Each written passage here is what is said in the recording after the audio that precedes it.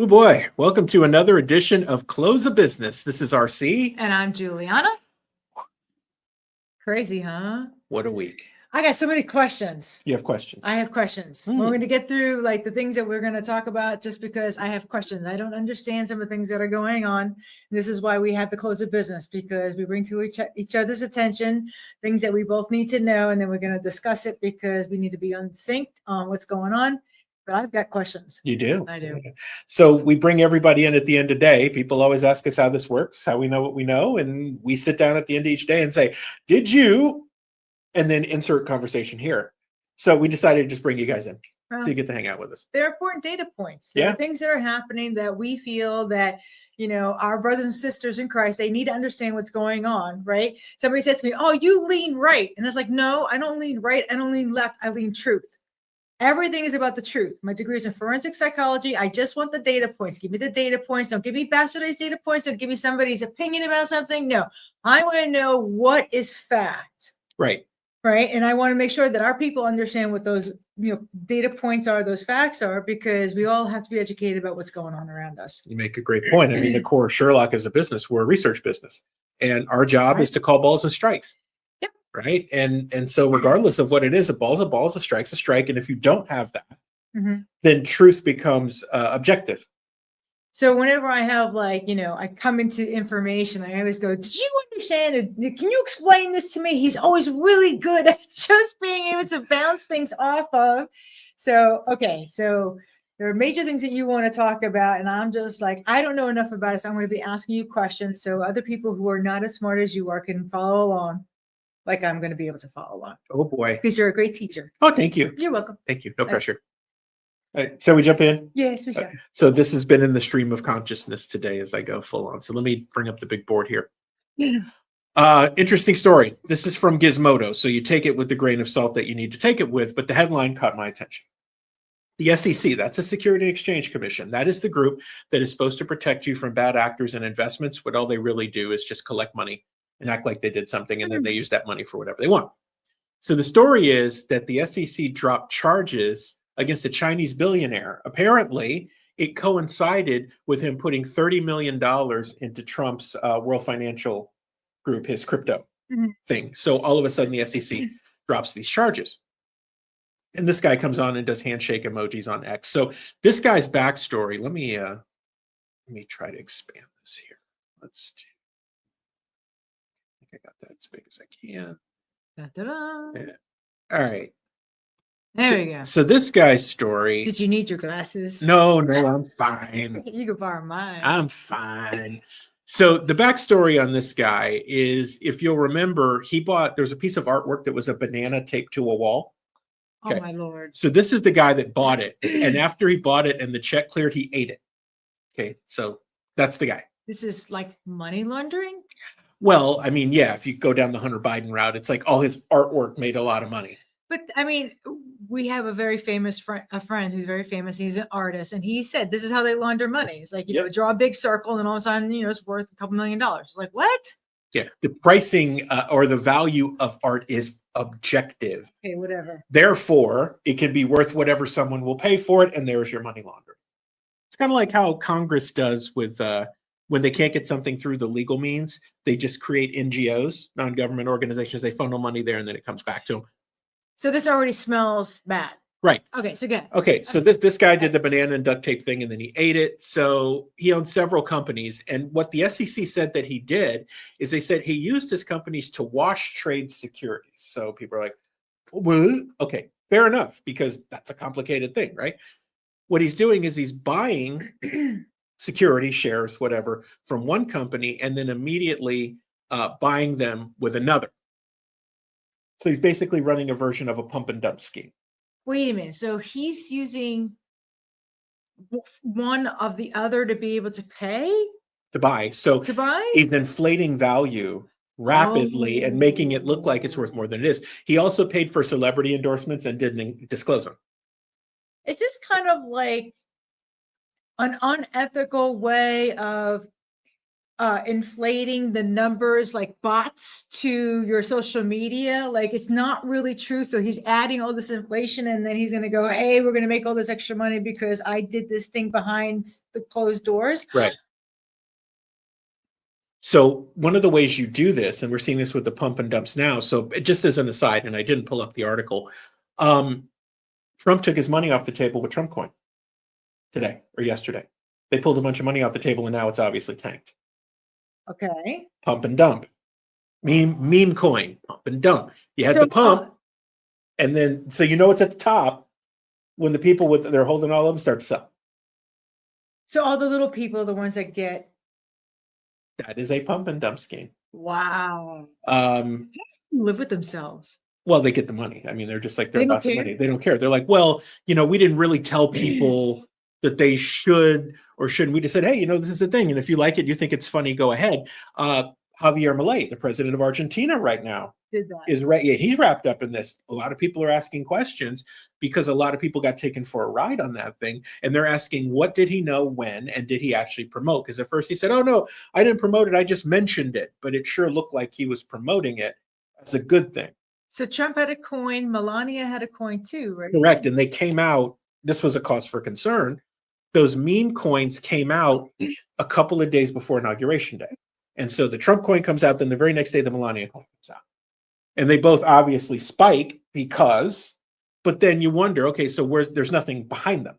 So this article is talking about how then this guy was let off because then he gave money towards Yeah, so let's do this. So what happens often with these meme coins or scam coins is they'll pay influencers, famous people, to pump them up to their audience. So there was a story about Kanye West, and he actually went public with this. He said, I was approached with a deal that would pay me $750,000 up front to post about a meme coin, leave it up for like 12 minutes, and then delete it and say, oh, I got hacked.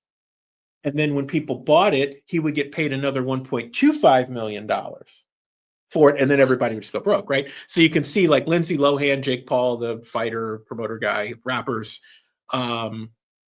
they all got busted in this thing. They got charged, and Lindsay Lohan paid $400,000 to make it go away, right? Serious business. So it seems like this guy's legal troubles are over. Here's what happened. So Trump's family, they talk about his crypto thing that he had put together. Around the same time that this guy bought the banana, he invested $30 million into Trump's world financial, right? It pushed the coin into the threshold it needed to release cash into Trump's pocket, apparently, and Trump got $18 million out of the deal. Then Sun came on to the group as an advisor. Wow. Then he pumped another $45 million into the company, according to Bloomberg. According to Gizmodo, take this again with a grain of salt, this means Trump received around $56 million in total fees from Sun. And the reason I say take it with a grain of salt is these numbers may not be 100% accurate. But this creates an association issue that's troubling. So we just talked about the meme coins. Right. And here we are again with a guy that the SEC was investigating that had pumped money into it. And then all of a sudden, the SEC just drops the charges. I don't know about you, but I'm feeling like our government's doing all this nefarious stuff behind the scenes, making as much money as possible, but putting us in a position of slavery. I mean, just call it what it is. Yeah. We were watching an interview piece with Amazing Polly, and she was talking about these scam coins. And CoffeeZilla is an influencer who basically interviews these meme coin guys. And the young guy who did Javier Milei's coin basically just said, well, this is how we make money. And, we're not telling people to do it, but if they do it and they don't understand how the game works, well, that's on them. It's just like any other investment. So, but it's not even a black market, is it? This is all legal, isn't it? Right. So that's the scary part, is that there isn't anything technically illegal about this. Now, if you're washing trades, the SEC, you're going to get their attention. Right. You do $1, probably get away with it. But if you're doing tens of millions or hundreds of millions, like this guy, you're going to get caught. Like the SEC, they're going to be like, we got to do something. And again, the SEC in their enforcement, they're selective, and they really what they want is the fine. Goldback. So they can stack money. Hey, look at that. Look at our friends Goldback. Yeah. It's very good. Yeah. So it does cause all types of issues because it's a gray area. Mhm. And what people are being told is that, look, it's basically buyer beware. Mhm. You need to be able to assess what this thing is worth or what it's not worth, and you have to understand that you'll probably lose money. It's like if you've ever read any investment disclosure, they Mhm. tell you all the reasons not to invest in it. Pretty much. We did a prospectus and it was like 30 pages of here are all the reasons you shouldn't invest. Okay. So thank you very much for the money. Yeah. So the scary part here, though, is that this is a trend as a wealth transfer. It's basically a grift, right? Because you're taking advantage of people who really don't have an idea. They say they see a Trump coin or they see this coin and they're like, oh, this thing's going to the moon because they talked about it. And it must be good. And I trust them. So I have to trust this. Not realizing, and look, Trump's not out there creating his own meme coins. He's got people that do this, right? Somebody went to him with a deal or went to the family with a deal. That's normally how it works. You go to them with a deal. Here's how we're going to make money. They say, yo, that sounds good. Go ahead. Roll with it, right? Because Trump has historically made his money, not just in real estate. He's made more money in licensing his name and likeness to things than anything else. Right. So here you are again, right? And they're like, here's what we're going to do. Here's how we're going to do it. Here's what you're going to get paid. Boom. But meanwhile, like all this time, the government's been like anti-crypto, anti all of this, right? No, no, no. And then boom, they turned around. They're like, hey, now we're going to be making money off of it. We're regulated from behind the scenes and we're putting, we're making the winners and the losers. And we're going to say, XRP versus, Bitcoin. And we're going to have all the controls of it. But, and now we're going to make it legal. And it's like, you poo-pooed it for how long? You hated it. You spoke ill about the whole industry and everybody that was involved in it, and now you're going to be like, no, mine, control. So let's flesh that out quickly because we wrote on this extensively, right? In the case with My Big Coin, is we said that Gary Gensler, who at the time was the chairman of the SEC, the government was going to pick winners and losers in crypto. This is about to get good right here. Right. And we said, look, they have an entire plan for this because they want to control it. The government hates competition. If you haven't figured that out by now, you should probably watch some of our other stuff. We lay that out for you, right? Just like we lay out the fact that the stock market, all these markets are basically a scam. Okay. It's basically a confidence game and you're in it. So it's hard to get out of it, but everything is backed by the full faith and credit that this thing actually works. If you have a pension or retirement fund or whatever, we pray for you daily, and you should pray for yourself daily because at any time, your pension could go away. Off my soapbox, let's go back to the SEC. The SEC decided they were going to pick winners and losers in crypto, and the reason that they did that is because they wanted to control the digital currency that people ultimately used.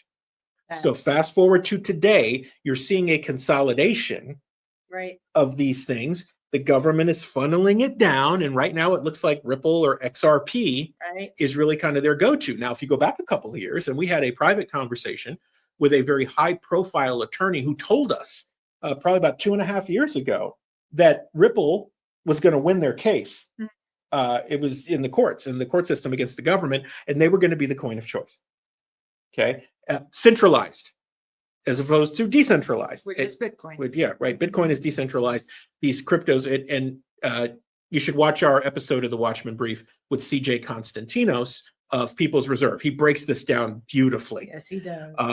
Way better than we can. That said, you're now seeing all the games that they've done over the last couple of years starting to play out. And it's created this Wild West. This is kind of where we were in 2018, 2019, when the whole ICO, the initial coin offering thing was happening. You'd go offshore, you set up a company offshore because you got around US regulation and the US wasn't really there. You created a crypto or whatever scheme you were going to run. You raised a bunch of money and then nobody could get to you because you were in an offshore jurisdiction. Now, the US closed that loophole, but what they didn't close is the meme coin stock loophole. Because it's not a stock, right? It's just a coin. It's like, hey, it's probably not going to be worth anything. It's for fun. Knock yourself out. And if people do it, great. If they don't, great. My head hurts over this whole I know. It's so, guys, if you think about it like this. It's just another, if you ever got called on a penny stock and somebody was forcing you, like you got a boiler room call, it's the same thing. So I see crypto as either for we the people, and it's decentralized and it's truth money. That's what CJ called it, truth money. Correct. Right?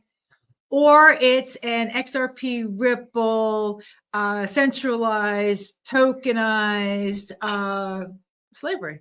Yeah. It's no longer truth money. It's now control money.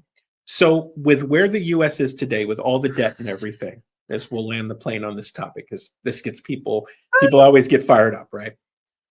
So if you play this out with all the debt that we have and everything, and we've said this before, how perfect would it be to have a bank crash and the only save would be to switch over to a digital currency that was maybe in some part backed by gold so that people felt better about it and was controlled by the US government. My spidey senses are not liking this. I'm sniffing something that. Listen, if you are a homer now in sports, you're a homer, you root for the home team no matter what. They could be out clubbing baby seals on the field. You'd be like, yeah. Okay. If you're a homer, think very carefully about what's being sold to you. Just because this administration is selling it doesn't make it good. Okay. It's like the whole technocracy thing that we go into. You didn't want Peter Thiel to have an outsized influence on this administration, too late. So now you're going to get a technocracy, whether you want it or not. It's just going to have a red dress on instead of a blue dress. Congratulations on your technocracy. Okay. I know, right? All right. So talking about getting fired up. Laura Loomer. Here's where I have lots of questions. So Laura Loomer is outspoken, and she has her things, right? I will certainly give her credit for this. When she gets onto a story, she goes deep. Mm-hmm. And she brings receipts, generally speaking, right? So whether you agree with her or not agree with her, we don't agree with her on everything, but that's okay. Right. As a journalist, it feels like she is doing what journalists should do. And so this whole story, and you've probably heard this already in the media 100 times, centers around the release of the Epstein list. Right. Okay. So apparently Pam Bondi said, I have the Epstein list on my desk and we're going to release it at this date and this time. And then something got a little weird. But in the meantime, a bunch of conservative influencers were invited to the White House and apparently gave these binders that said Epstein release files step 1 or whatever. Right. And so they did this whole dog and pony show. You guys can see the picture on the screen here, right? There's Scott Pressler and a couple other folks, right? DC Drano. So what Laura Loomer is saying is that there was basically nothing in this that wasn't already out, which is incredibly frustrating, right? And so the story that she told is that Pam Bondi gave out these binders, but then Pam Bondi said, wait a minute, I wasn't given everything. She wrote a letter to Kash Patel, who's now the head of the FBI, and said, hey, your people, I know you're taking over here, your people with health stuff, I want it all by 8 a.m. this morning. We're doing this for the 28th of February. I don't know if that happened or not.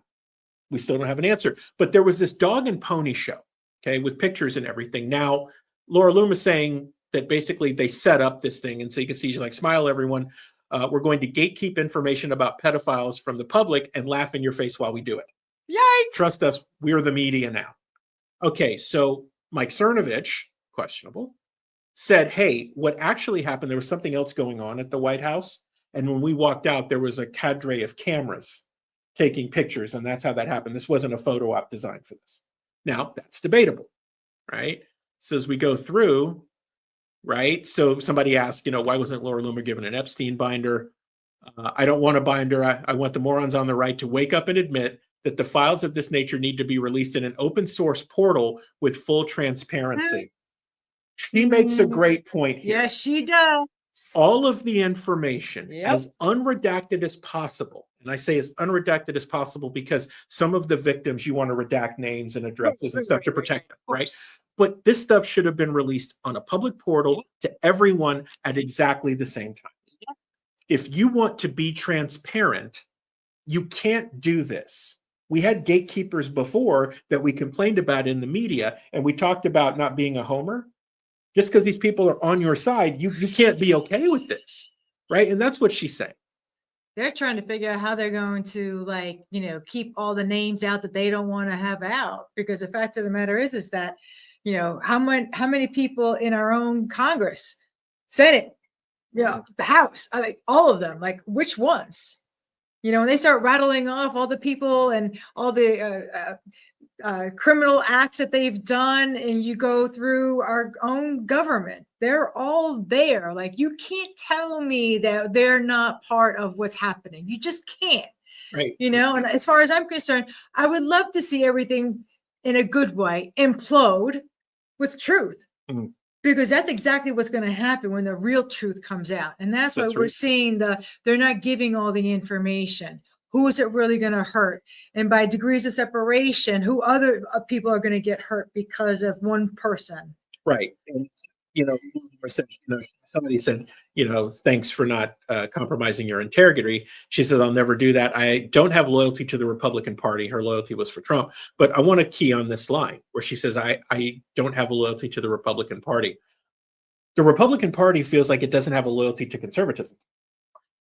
So explain that to me, because I don't remember where I saw it, but somebody wrote something. It was talking about that there's a divide in the Republican Party. There's the Loomer people, and then there's, the REC people. But the other people were saying, well, the REC are the rhinos, right? And the real people are with Loomer. Like, so there's this infighting going on. And I'm like, who's who and what the heck is going on? Why? Yeah. So I don't think it's just two camps, right? I think there's the rhino camp. There's a more moderate Republican camp. There is the MAGA camp, and then there's the more alt-right camp that all fall under this umbrella in some way. Okay. And they all have varying degrees, right? I think the thing that we know best is that 2, 3, and 4 really dislike the rhino faction. And what's being said is that the RECs, the Republican Executive Committees, and by default, the state organizations and even the RNC are basically being piloted by rhinos. So where does Loomer stand in all of that? So what Loomer is saying here is that she doesn't have a loyalty to the Republican Party. Her loyalty is for Trump. So she would be a MAGA. Right. I suppose you could say it, right? And she is, by account, a conservative. Right. And she has a lot of arguments on Twitter about different things. Right. Like I said, balls and strikes as best she can, right? But this is an important distinction, right? Because for something like this story to happen, people have to fall into one of those camps. Right. And it's like, it almost feels contrived, and I'll continue scrolling here so we don't lose time. Let me get to another. Okay, so we'll stop here for a second. It feels like in some ways this was contrived to set up conservative influencers to get this first. It was almost like they were framing who was going to control the narrative on this. And because they're conservative influencers, you're supposed to be okay with that. Instead of simply saying, no, everybody gets access to the information at the same time, unredacted as it is, and then everybody can do their analysis and provide that information. Propaganda and control. What a mess. Nothing but propaganda. What a mess. And you can kind of see Laura's stream of consciousness here, right? She's talking about the truth and demanding accountability, right? Most influencers took selfies of themselves holding the binder and said exclusive, and then proceeded to not post it online for hours. That's called gatekeeping. She makes the point there's a lack of independent thinking on our side. She's talking about conservatives, right? If the Biden administration did this, people would be losing their minds. This is why I stick to myself. Why can't people just admit the binders were a ruse, right? Is basically what she's saying. Wow, she's really calling them out, huh? Yeah. Wow. Yeah, she's going in. And then she's like, I can't wait to be gaslit for phase 2, which was supposed to come out today and nothing's happened, right? So there she calls out Liz Wheeler, who's on One America News, right? So this lady says that Pam Bondi was misled with the information, just like everyone else. And Laura Loomis says none of these influencers were misled. They just need an excuse now that people are disgusted. They smiled with, laughed with, and took photos with pedophile binders full of information released years ago. Right? So this one too, she's like, some of them tried to monetize the binder and tried putting the pages behind a subscriber paywall to charge people to get the information. She then also points out that this influencer was invited to the White House, and this woman's wearing a free Ghislaine shirt. Yeah. So if you guys go to Laura Loomer's Twitter, you can see that. One other thing we want to point out, because this happened today, wow, is that Vladimir Zelensky was at the White House today, Okay, apparently thinking he was going to get more grift, but Donald Trump, J.D. Vance, Marco Rubio basically said they're not about that Humpty Bumpty. Right. Right? That's not going to happen here. So we're going to run this clip in a second. I do want to prepare people that since this has happened, Zelensky left in a huff and Trump said there's no deal. The State Department has cut off funding for the Ukraine energy grid. They said, we're not going to fund it anymore. We're not going to fund your repair. I bet you there's lots of people that are excited about that one. Yep. So let's go ahead and run this. We'll be able to hear Donald Trump and what he says. He wants to make a deal. I don't know if he can make a deal. The problem is I've empowered you to be a tough guy. And I don't think you'd be a tough guy without the United States. And your people are very brave. But you're either going to make a deal or we're out. And if we're out, you'll fight it out. I don't think it's going to be pretty, but you'll fight it out. But you don't have the cards. But once we sign that deal, you're in a much better position. But you're not acting at all thankful. And that's not a nice thing. I'll be honest, that's not a nice thing. All right, I think we've seen enough. What do you think? Wow. So Trump was nice in comparison to JD. There's another video there somewhere where JD just was like, how dare you come into the Oval Office and disrespect us this way? And I was like, dang, Zelensky he was out of line and he got a spanking, huh? Well, he is accustomed to getting his way and getting a ton of money. And, again, calling balls and strikes. He's apparently been cut off now. And this is a Trump negotiating tactic. Zelensky's going to have to come crawling back because what is his option? He's going to have to capitulate, and Trump knows it. He needed to humiliate him publicly so that when the transition happens, Zelensky's out. Now, it doesn't mean Zelensky's going to have to give back all the money, because what did he say not too long ago? He said, oh, well, those weren't loans. Those were grants from the Biden administration. Those don't have to be paid back. Whoa. Well, devil's in the details. I'm liking the fact that he's getting cut off. It's sad that he had to get spanked like a child. I mean, that was embarrassing. Well, he's a little guy anyway. It doesn't. Sorry, he's a little guy anyway. That's embarrassing. I feel bad for the Ukrainian people. At the end of the day, Trump is Trump and, Zelensky is Zelensky. That has nothing to do with we the people, right? But he's representing them, and that's embarrassing. Yeah. Oh, speaking of embarrassing, I have a surprise for you. What? I bet you didn't hear about this one. A McDonald's in Flatbush, Brooklyn. Targeting teenagers in response to crime. Brooklyn. So I'm going to surprise her with this one. So it appears that the McDonald's in Flatbush is notorious for being one that's a mess. Okay. Young people going in, smoking weed, attacking customers, throwing ice on them, stealing their food, beating up Uber Eats drivers, the whole thing. Right. What's wrong with my New Yorkers? So basically what they've decided to do is check IDs. No one under the age of 20 is allowed in this restaurant without apparent and proper identification. And so an amused patron actually took the time to post a TikTok showing how peaceful and quiet the interior is. Yes. And I quote, y'all, this is so funny. Let me show you something. Bolasing says in the video, you see how peaceful this McDonald's is? You see how there's no kids? You see how there's no turmoil? Wow. So basically, there it is. They're IDing at this McDonald's to try to stop this activity. This is so sad. I mean, when we were kids, we would go hang out, after school or whatever, and there would be never any issues. We were just kids hanging out. Now you don't even have that. No. I mean, when you think about where we're at as a country, and I was watching something today, we're going to work on stories for next week about the cracks in the economy because businesses are giving off indicators, including Domino's Pizza, where you would think that it's so cheap, right, and so efficient that everything would be okay. When they start saying that there's a problem, you have a problem. And so we're going to do that because for the last couple of years, we've been talking about this moment where all the chickens have to come home to roost. Eventually you run out of ramp. And as we've said and continue to say, we are in a recession at best. Realistically, we're more in a depression, which is going to get worse before it gets better. And there is nothing fundamentally that Trump or anybody else can do about it.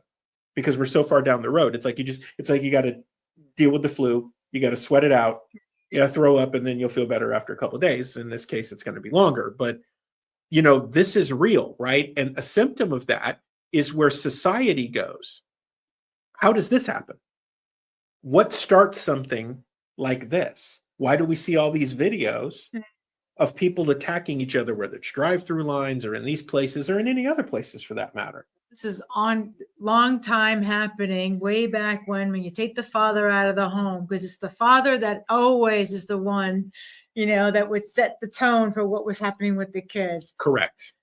They've proven that, for example, if a mother comes to Christ, right, maybe 17% of the chance that the family will. But if the father comes to Christ, I think it's like 93% that the family will. So the father is so important. Right. And now you're seeing the aftermath of daddy's not being there, because if a true dad was there, they'd be like, what are you doing? Taking the kid by the back of the collar and smacking them aside the head. What is this? Yeah, exactly. Well, thank you for surprising me about how messed up Brooklyn is becoming. Like, they got a hard people. I'm just sharing, San Francisco's been messed up for so long that it's. There was a nanny boo boo. Yeah, well, hey, look, you can have a little too, right? I think we've covered it for close of business. Wow. Yeah. Jeez. Yeah. I don't have anything else. I'm sure tomorrow will be another day. Yeah, who knows what we're going to see? It's like a live action series every day. Guys, thank you for joining us for our stream of consciousness on Close of Business. You can find more information on everything that we do at watchmenaction.org. That's plural, watchmenaction.org. And don't forget, if you want your half back, we have the giveaway. Yes, free Goldbacks for you. It's been running across the bottom of the screen, but Juliana is always on time with showing you what the Florida Goldback looks like. And you can get all the big denominations. We've got all of them. So yes, if you get one or you're interested in buying, reach out to us on the Sherlock side. We're happy to help you guys with that too. And all of it supports the Watchman Action mission. Awesome. Guys, have a great one. Enjoy your weekend. As news breaks, we'll be back. But thanks for joining us on Close of Business. Bye.